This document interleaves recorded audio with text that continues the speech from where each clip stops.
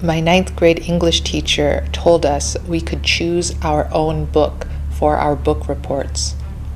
This was a new concept. I realized it must be a kind of initiation. I was at last coming into my own. I was being regarded as a person capable of making my own decisions about what I read, about what I would write a book report on, about how I would express myself academically for a grade that she would write in a grade book and later on a report card, which other people would look at and make their own choices about me. This must be what adulthood is. Adulthood is about making choices.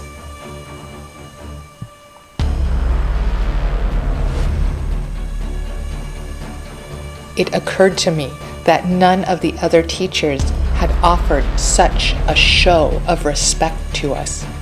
I began to suspect that our English teacher was doing this because she was sick of reading 40 book reports about the same book. I could empathize with her. I could imagine her alone in a small room at night, the clock ticking past midnight, past 1 a.m., weeping onto the stack of book reports that somehow never got smaller, wondering why she chose to become a teacher at all. Her husband calling her to come to bed, and her saying, "I can't." That is too much to ask of anybody. Nobody can stand that kind of mental torture. Everybody forgets the same comma in the same place because nobody cares, because everything is the same, and we are not. We are not the same.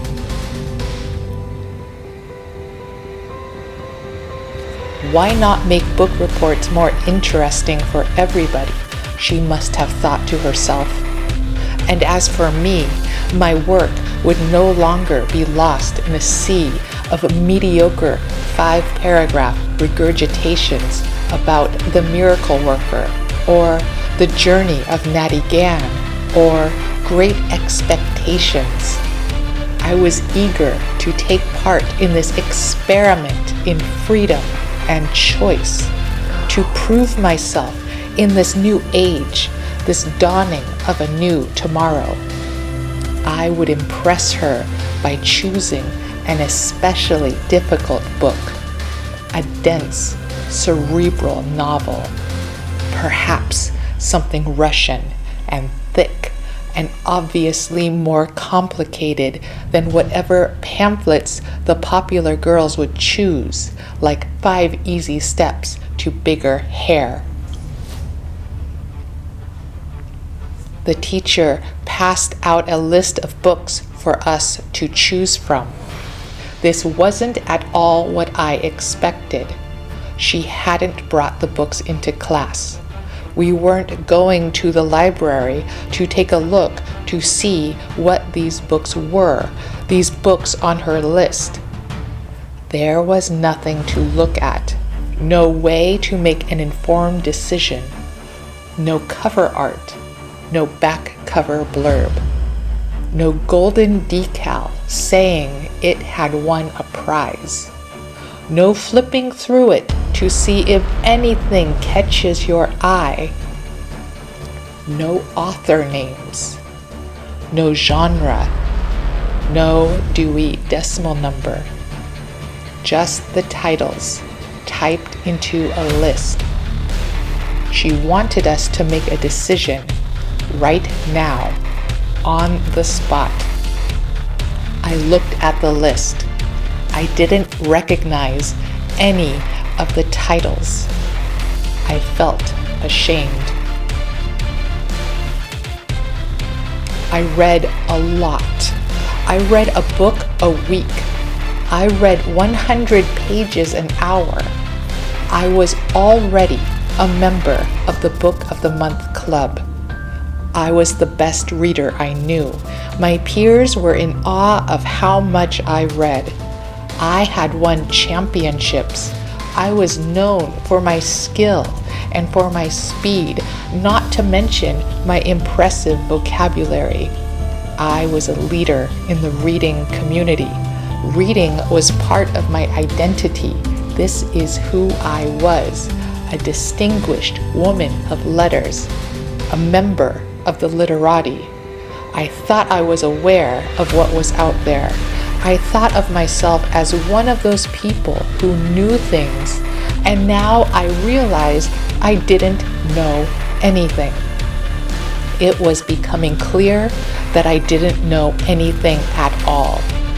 And from this dark pit of ignorance, I had no choice but to choose using nothing more than these titles on this list.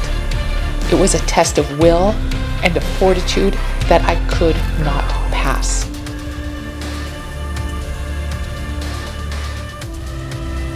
Who chooses a book that way? What if Amazon was just a list of titles? What if Amazon was just a black and white list of book titles you had never heard of before that your 9th grade English teacher typed up and handed to you on a piece of paper in Courier New 12-point and expected you to click buy now?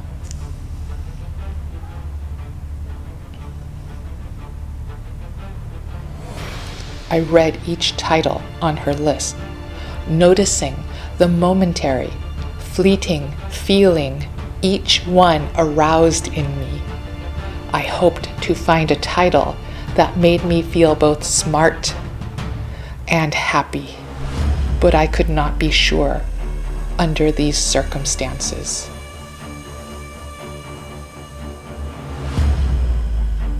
I made small dots next to each title based on how promising it felt. 2 dots was a maybe. 3 dots was a definite maybe. 1 dot was only if there was nothing else.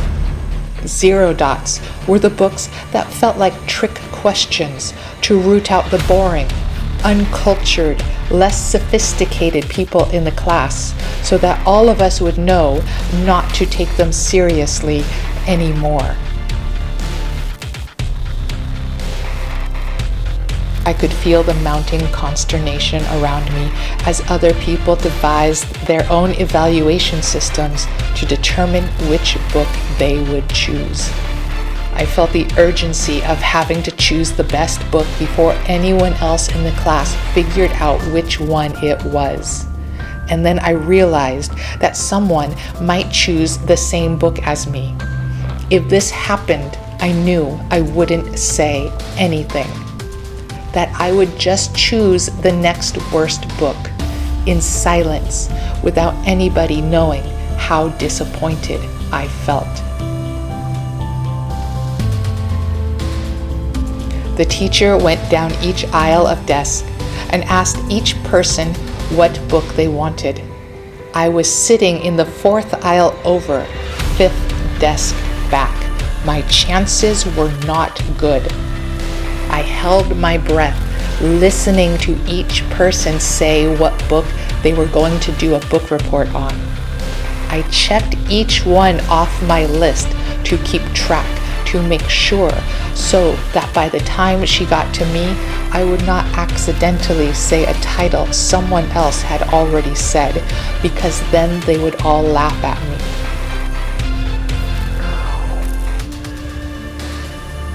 And the person who had already chosen the book I was going to choose would, in particular, make a kind of disgusted noise to make sure that everyone knew that this had nothing to do with them, that this was all my fault.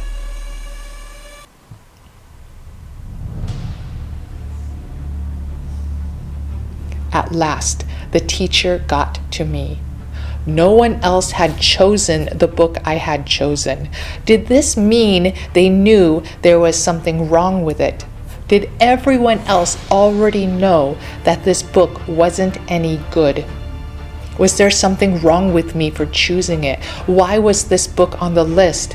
My teacher looked at me, ready, waiting. I said, "I am the cheese." That was the title of the book. I thought maybe it was a comedy because of the word cheese. I had nothing else to go on. It was not a comedy. It was the story of a boy about my age on an adventure and all the people he meets along the way. I liked it. I wanted to go on an adventure and meet interesting people too. This was exactly my plan once I got out of high school. This book, it turned out, had been perfect for me. It spoke to my yearning to explore the world around me. It was just right. I was comforted by the feeling that I was not alone. It was as though the author had written this book just for me. And then I got to the last page of the book.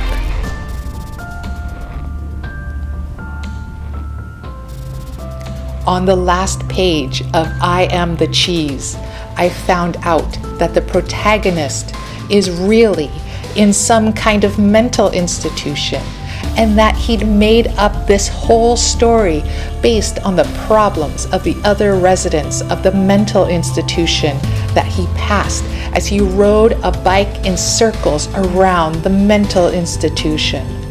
This ending made me feel really fucked up.